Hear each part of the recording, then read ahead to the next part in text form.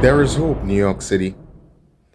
Be comforted while you moan, and know that Jonathan Diller's death would not be in vain. It will be an Edward Burns moment in the history of New York City.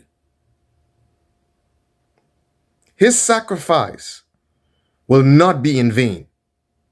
New Yorkers will realize who truly has their back in the protection of its citizens, crime, and who truly stands with law enforcement, even in their most darkest moments. Today is very somber. You can just feel it in the air. It's a dim sort of day as this man is laid to rest. And as I told you, I predicted this. In 2020, I told you guys that this was going to happen. We have a model that worked, okay? We understand the city. We've lived through this. We've been through this. We know what works and what doesn't work. So we could have predicted that ultimately something like this was going to happen. But in total disregard, some people, in order to win an election, disregarded what works in New York City and in a despicable way pandered to sectarian and divisive politics to win an election. And today, while we lay Jonathan Diller to rest, this is the consequence of their actions. So New Yorkers, you have to understand the implications if these people continue to take charge of our city. It's not going to get better. It's going to get worse. So you have a decision to make. You have a choice to make. Do you want to reclaim your city? And do you want to live in peace and harmony?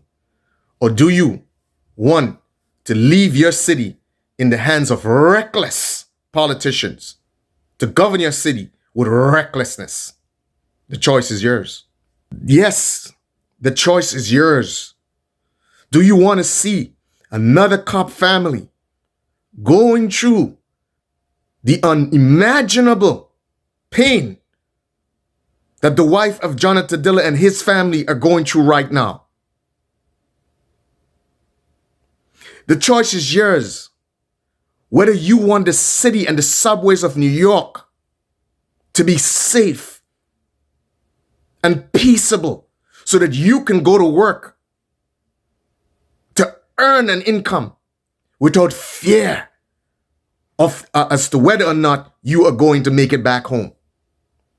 That is a choice you have. And it's a slow walk. Don't say, oh, well, it's not that bad yet. Oh, it's not that bad.